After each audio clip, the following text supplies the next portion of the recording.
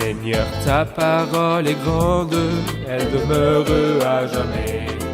Ta parole est infaillible, rien ne peut la supprimer. Bienvenue, chers téléspectateurs, bienvenue à tous ceux qui nous regardent de partout dans le monde à un nouvel épisode de ce programme quotidien d'études toute la Bible. Nous continuons notre étude de l'évangile de Marc, le deuxième livre du Nouveau Testament, et nous sommes arrivés au chapitre 2. Je vous encourage à ouvrir vos Bibles pour suivre l'étude et, si vous avez des questions, nous vous encourageons à nous envoyer un courriel et nous essayerons de répondre. Permettez-moi d'accueillir au début de l'épisode mon invité, le serviteur du Seigneur, le frère Youssef Riyad. Bienvenue, frère Merci, Youssef. frère Riyad. C'est un honneur. Que Dieu vous bénisse. Que Dieu vous bénisse. Nous accueillons aussi nos invités, soyez les bienvenus. Que Dieu vous bénisse. Frère Youssef, nous sommes arrivés au chapitre 2. Parlez-nous des idées principales de ce chapitre. Dans le chapitre 2, au début, le Christ a fait un miracle merveilleux. Lorsqu'on lui a apporté un paralysé porté par 4 hommes, et le Seigneur l'a guéri.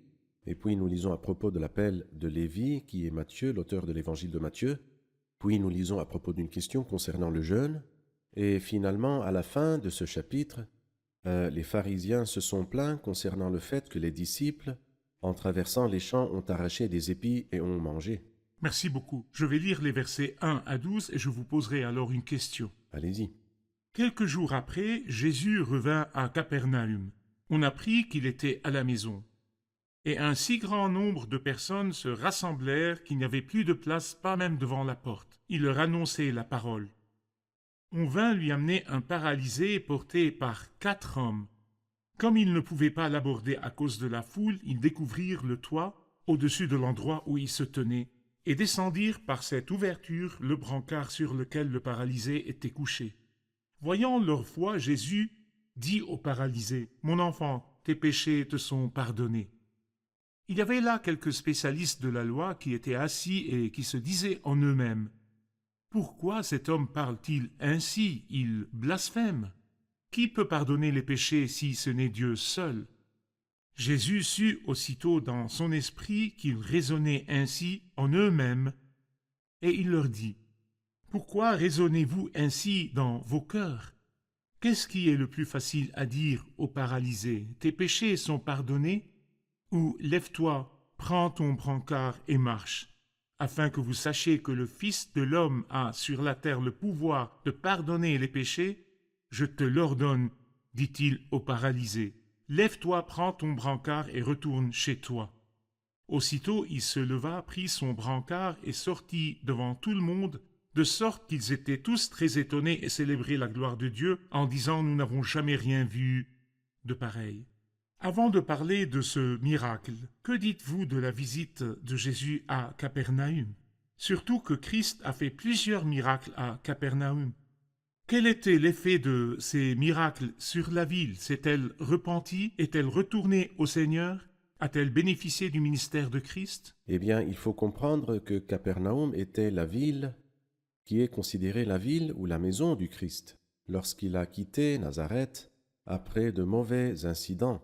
Lorsque nous lisons dans Luc au chapitre 4 qu'ils ont essayé de tuer le Christ, et ceci était au tout début de son ministère. Alors le Christ a quitté Nazareth et s'est installé à Capernaum, si nous pouvons dire qu'il s'est installé, parce qu'en fait nous lisons beaucoup dans les évangiles qu'il allait de lieu en lieu. Et la vérité est que bien que le Christ ait fait un grand nombre de miracles à Capernaum même, nous lisons à propos de 7 miracles décrits en détail, accomplis par le Christ à Capernaum, en plus de plusieurs autres miracles qui ne sont pas mentionnés en détail. Malheureusement, ils ont refusé la parole et refusé les œuvres. Ici, nous trouvons qu'ils refusent la parole, il leur parlait de la parole. Ils ont dit « Qui est celui qui peut pardonner le péché ?» Ils ont donc refusé ces paroles. Et quand nous arrivons à Matthieu chapitre 11, nous trouvons que la ville de Capernaum a aussi refusé ses œuvres. Les villes où il a fait la plus grande partie de ses grands miracles ne s'est pas repenti. Et parmi ces villes était la ville de Capernaum. Frère Youssef, je voudrais que vous nous parliez à partir de ce miracle de l'homme et de sa faiblesse et de qui Christ est dans son autorité. Parlez-nous de ce contraste.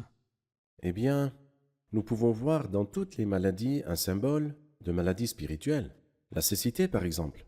La cécité est connue, mais elle représente ce que le péché fait Simplement. lorsqu'il nous dit oui, lorsqu'il nous dit les incrédules dont le Dieu de ce monde a aveuglé l'intelligence. Et de même, pour la lèpre, c'est une impureté qui nous empêche d'être en communion avec Dieu. La perte du sang symbolise la perte de la vie. Et de même pour toutes les maladies, elles ont un aspect spirituel. Alors donc ici, la maladie dont nous lisons ici, la paralysie, c'est en fait le symbole de l'impuissance complète de l'homme. Nous savons que le paralysé ne peut pas se procurer même pas un verre d'eau. Il ne peut rien faire par lui-même. Et c'est en fait l'image de l'homme à l'apogée de son impuissance.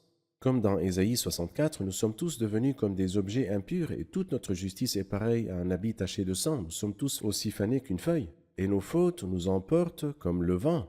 Donc l'impuissance totale. Nous sommes exactement comme la feuille. Un peu de vent suffira à nous emporter. Et ceci représente le pécheur qui pense qu'il est très fort et qu'il est capable de faire tout ce qu'il veut, mais qui ne sait faire que le péché qui le détruit et dont il est devenu esclave. C'est ce qui concerne l'homme. Mais merci Dieu miséricordieux qui est toujours là, qui est venu à l'homme pour le sauver, pour le libérer. Et c'est justement ce que nous allons voir dans ce merveilleux miracle, comment le Christ a été capable de faire que cet homme qui était porté porte lui-même son brancard. Qui est Jésus-Christ selon ce miracle? Est-il un simple prophète? Est-il un simple messager de Dieu? Qui est Jésus-Christ? En fait, nous voyons dans ce miracle-là quelques indices qui nous montrent qui est Jésus. Premièrement, il connaît les pensées. Deuxièmement, il voit la foi. Troisièmement, il a de l'autorité, parce que, c'est-à-dire, il connaît exactement ce que les méchants sont en train de penser, et il répond directement à leurs pensées. Et c'est vraiment, c'est-à-dire, quelque chose que seul Dieu est capable de faire. Dans le psaume 139, nous lisons que Dieu connaît les pensées et les aperçoit de loin, mais aussi il a de l'autorité. Il a dit aux paralysés que tes péchés soient pardonnés, ils n'ont pas aimé ça. Il dit, afin que vous sachiez que le Fils de l'homme a sur la terre le pouvoir de pardonner les péchés, il dit aux paralysés, je te l'ordonne, lève-toi, prends ton brancard et retourne chez toi. Et bien sûr, lorsque les gens ont vu ce miracle, ils ont glorifié Dieu en disant qu'ils n'ont jamais rien vu de pareil. Donc Christ connaît l'inconnu, révèle les secrets Très bien. et pardonne les péchés. Oui. Qui peut pardonner les péchés si ce n'est Dieu seul? Pourquoi Dieu seul peut pardonner les péchés? Si quelqu'un vous offense à vous, moi je ne peux pas lui pardonner.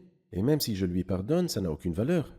Mais si cette personne vous offense, il faut qu'elle vous demande pardon et vous pouvez alors pardonner ou non. Oui, Le péché, contre qui est-il fait?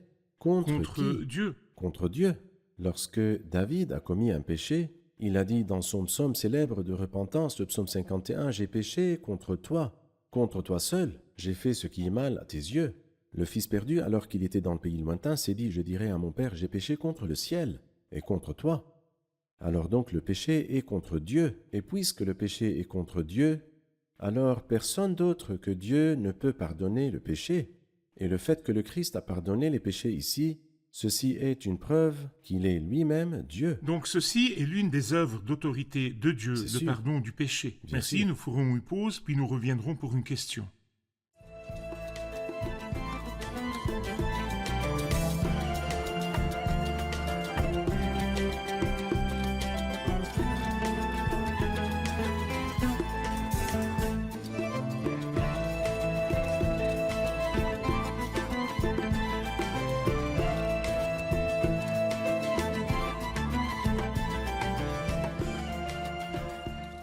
Nous avons vu que Christ a fait plusieurs miracles, mais dans celui que nous lisons, il parle du Christ en tant que serviteur en disant qu'il leur a annoncé la parole. Est-ce que le miracle tout seul n'est pas suffisant? A-t-on besoin de la parole? Quelle est l'importance de la parole dans la vie du serviteur? À vous, frère Youssef. Oui, en vérité, sans la parole, les miracles n'ont aucune valeur. Et c'est pour cela que l'apôtre Paul a dit à Timothée, son fils, « Prêche la parole, insiste en toute occasion, qu'elle soit favorable ou non. » La foi vient de l'écoute, pas du miracle. La foi vient de ce qu'on entend, et ce qu'on entend vient de la parole de Dieu. Alors quel est le rôle du miracle? Le rôle du miracle est mentionné, par exemple, dans Marc chapitre 16. Le Seigneur confirmait les paroles par les signes qui l'accompagnaient, ou bien Hébreux chapitre 2. Dieu a appuyé leur témoignage par des signes, des prodiges et divers miracles, ainsi que par les dons du Saint-Esprit distribués conformément à sa volonté. Donc je reçois la bonne nouvelle par la parole. Mais afin de prouver ou de confirmer que cette parole vient de Dieu, il donne parfois des miracles, afin de confirmer la parole. Mais la bonne nouvelle elle-même provient de la parole. Merci, frère Youssef. Frère Youssef, nous avons dit que Christ, par ce miracle, a prouvé qu'il est Dieu, qui a le droit de pardonner les péchés. Oui, Mais en parlant de lui-même, il a dit qu'il est le Fils de l'homme, dans le verset 10, afin que vous sachiez que le Fils de l'homme a sur la terre le pouvoir de pardonner les péchés. Que peut-on comprendre du titre le Fils de l'homme que Christ utilise durant toute sa vie? oui, eh bien, je vois au moins deux choses. La première est mentionnée ici, et la deuxième, nous la lisons dans Jean chapitre 5 au verset 27. Le Fils de l'homme a sur la terre le pouvoir de pardonner les péchés. Remarquez, il dit sur la terre, parce que il n'y a pas besoin de pardonner les péchés dans le ciel, et il n'y a pas d'espoir d'avoir le pardon des péchés en enfer. Donc celui qui est en enfer est condamné. Il n'y a condamné. aucune espérance Aucune après la mort espérance. et la fin de la vie terrestre. Exactement. Et au ciel, ceux qui y vont n'ont pas besoin du pardon des péchés. Mais c'est sur la terre que nous avons tellement besoin du pardon des péchés. Mais ce qu'il dit ici, c'est que la récompense de la foi est le pardon des péchés. Mais que dit-il de ceux qui ne croient pas? Jean chapitre 5 verset 27. Et il lui a donné aussi le pouvoir de juger parce qu'il est le Fils de l'homme.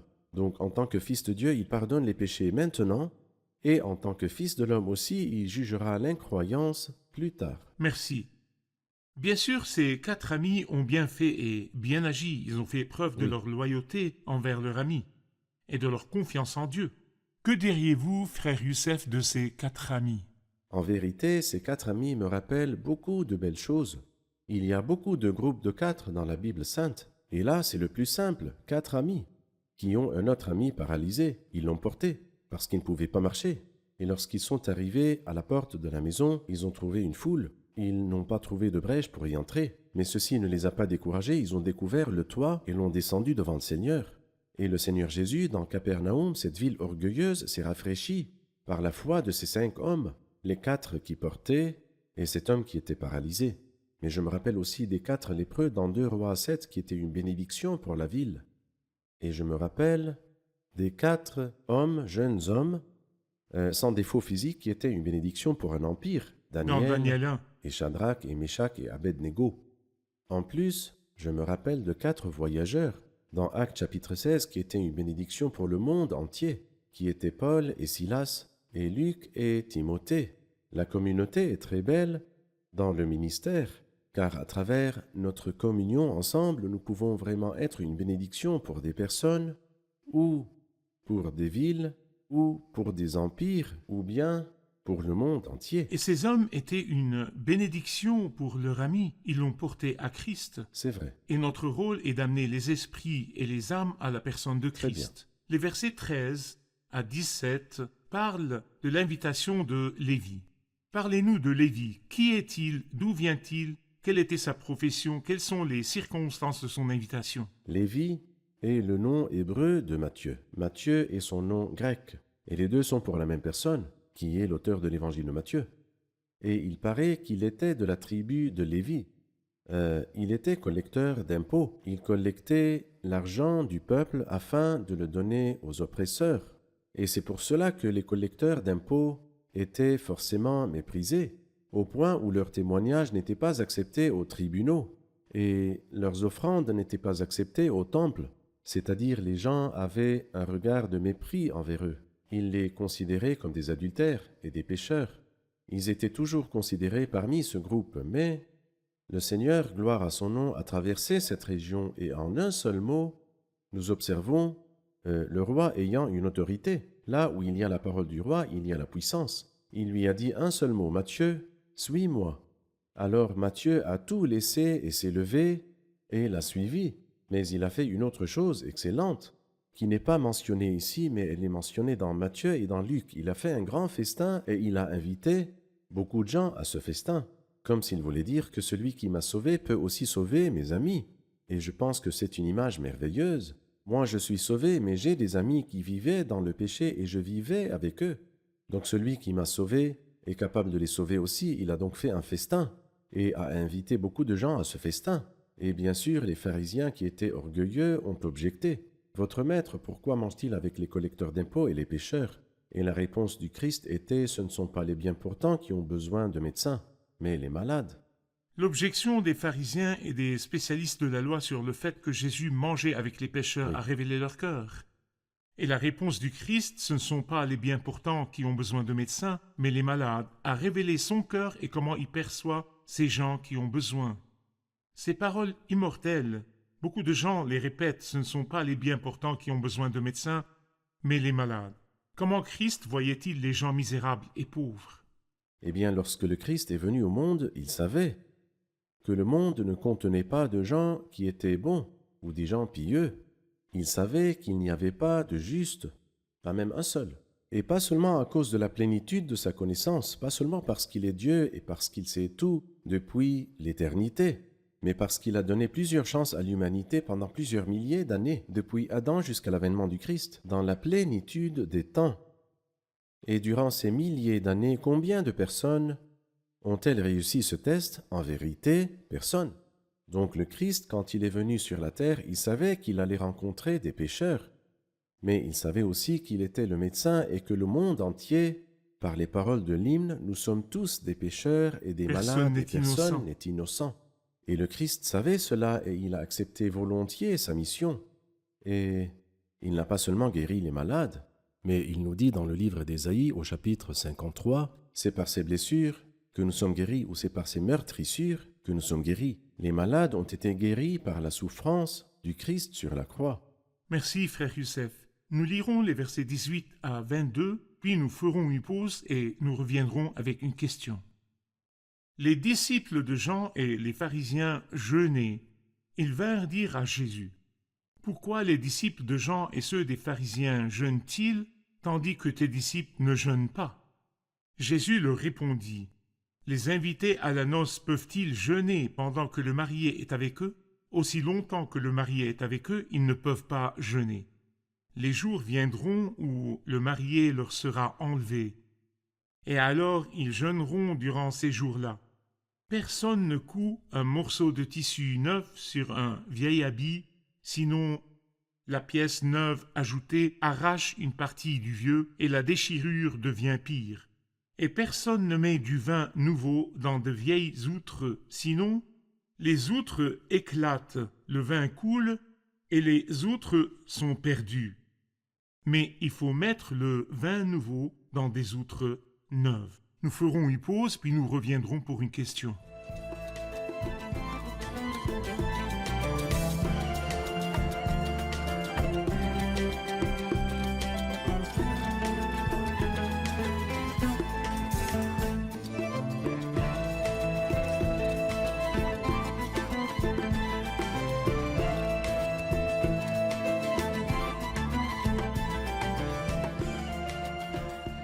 Dans ce paragraphe que nous avons lu, nous avons parlé des invités à la noce et du marié. Nous voulons savoir qui sont les invités et quand jeûneront-ils. À vous, frère Youssef. La comparaison entre le Christ et le marié n'a pas été faite seulement par Jean-Baptiste dans l'évangile de Jean chapitre 3, mais elle est présente dans tout l'Ancien Testament, car nous lisons beaucoup à propos de la joie du marié et de la mariée, prophétie d'Ésaïe, concernant l'amour de la mariée. Dans Jérémie chapitre 2, et il parle du mariage dans Ézéchiel et dans Osée. Et nous avons un livre complet qui parle de l'amour des mariés, de l'amour nuptial, et c'est le Cantique des Cantiques, où le marié est le Christ, et la mariée n'est autre que ce reste fidèle qui croira au Messie dans le futur. Et bien sûr, lorsque le Christ est venu, il n'a pas parlé de la mariée, parce que malheureusement, il savait que la mariée n'était pas prête. Mais il a plutôt parlé de ce reste fidèle en le comparant aux invités à la noce. Et il a dit cette expression, « Les invités à la noce peuvent-ils jeûner pendant que le marié est avec eux ?» Et sûrement lorsque le Christ est avec les invités aux noces, ce sont des jours caractérisés par la joie. Et en vérité, lorsque le Christ était sur la terre par rapport aux pieux et par rapport aux disciples, ces jours étaient des jours de joie pure. Et pour la nation. Et pour la Une nation. source de grande joie pour tout le peuple. Exactement. Le Christ a dit une fois à ses disciples qu'un jour viendra où ils souhaiteront revoir un seul des jours du Fils de l'homme, un temps de prospérité et de joie. Mais le Christ parlait en fait de sa crucifixion lorsque le marié sera élevé. Et ce qu'il veut dire par élevé ici, c'est l'absence du marié, mais non pas seulement ça, mais son absence dans des conditions tragiques, car son élèvement veut dire sa crucifixion.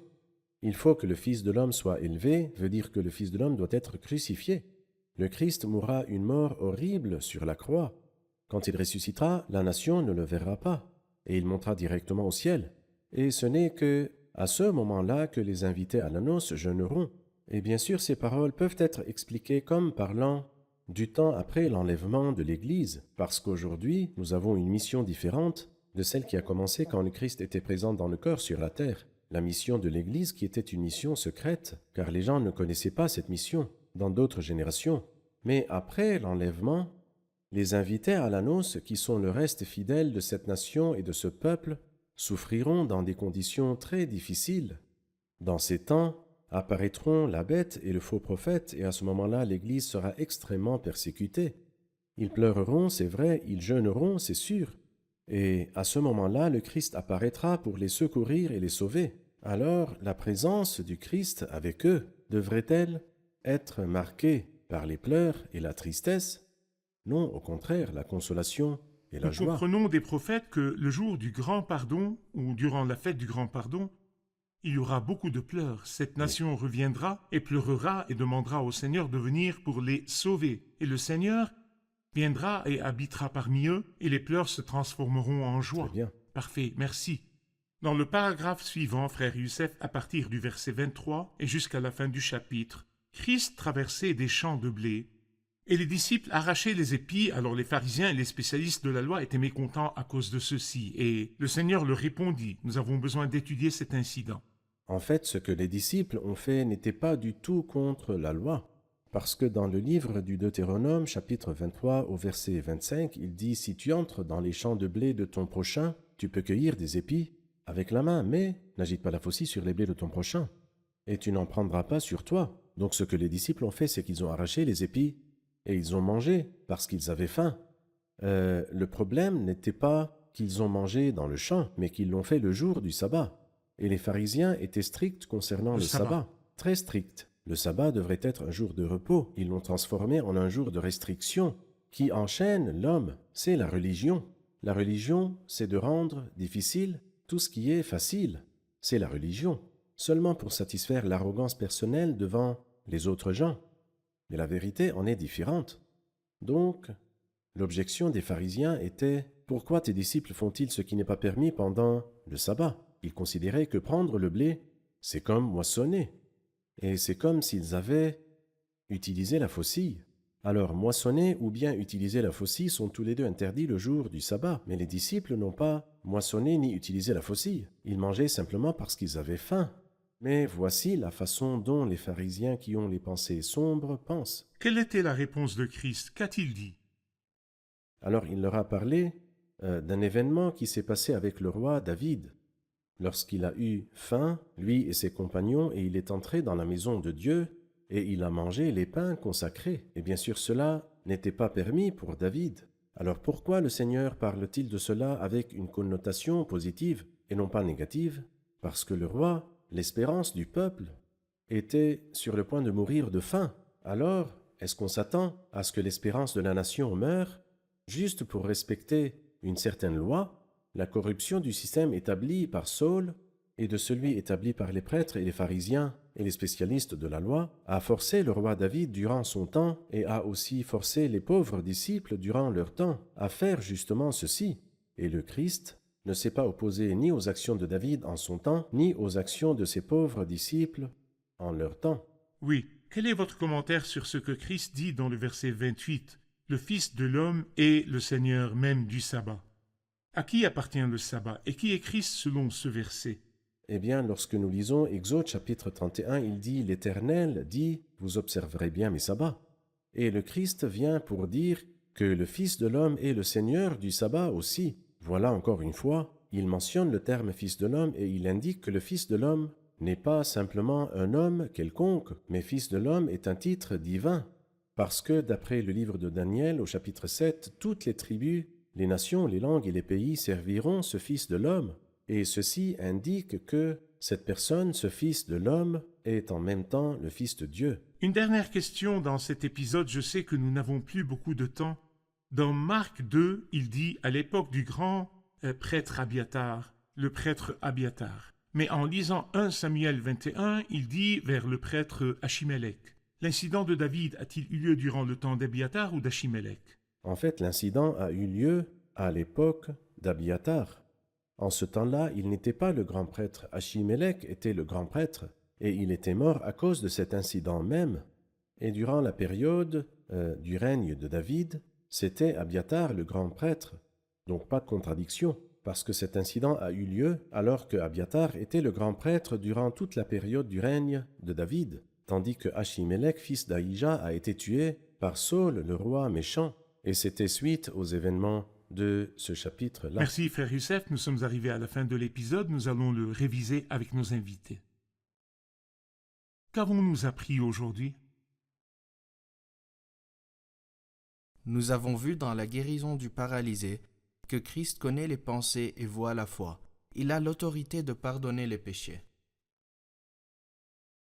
L'évangile de Marc parle beaucoup des miracles du Seigneur Jésus, mais ce n'est pas tout. Nous avons appris qu'il leur annonçait la parole parce que la foi vient de ce qu'on entend et ce qu'on entend vient de la parole de Dieu. Mais le rôle du miracle est de prouver la parole. Nous remarquons que dans tout le chapitre que nous étudions aujourd'hui, il y a une opposition à tout ce que Jésus faisait. Et cette opposition existe même de nos jours. L'opposition est toujours présente. Mais c'est bien de vraiment lire la Bible et connaître l'Écriture pour être prêt à répondre à tous ceux qui nous posent des questions. Merci, que Dieu vous bénisse. Merci frère Youssef, que Dieu vous bénisse. Merci. Chers téléspectateurs, Christ est venu, son cœur rempli d'amour et de compassion envers les malades qui avaient besoin d'un médecin. Christ a vu dans cette humanité tourmentée des malades qui avaient besoin d'un médecin. Et Christ est venu comme le seul médecin qui, de ses mains, répare ce qui ne va pas et guérit le péché. Christ est venu et Pierre a dit qu'il allait de lieu en lieu en faisant le bien et en guérissant tous ceux qui étaient sous la domination du diable. Mais qu'a dit Christ? Ce ne sont pas les bien portants qui ont besoin de médecins, mais les malades. Vous qui êtes conscients de votre maladie spirituelle, vous qui êtes conscients de votre besoin d'un sauveur, venez à lui. Il est le seul à avoir le remède. Et Christ sur la croix était le remède donné par Dieu qui guérit la maladie chronique de l'homme, la plaie plus profonde que la chair, le remède de la corruption du cœur humain et la croix du Christ. Venez à Christ, votre remède est Christ, et le sang de Jésus-Christ lui seul peut purifier de tout péché. Nous nous reverrons dans le prochain épisode. Que le Seigneur soit avec vous.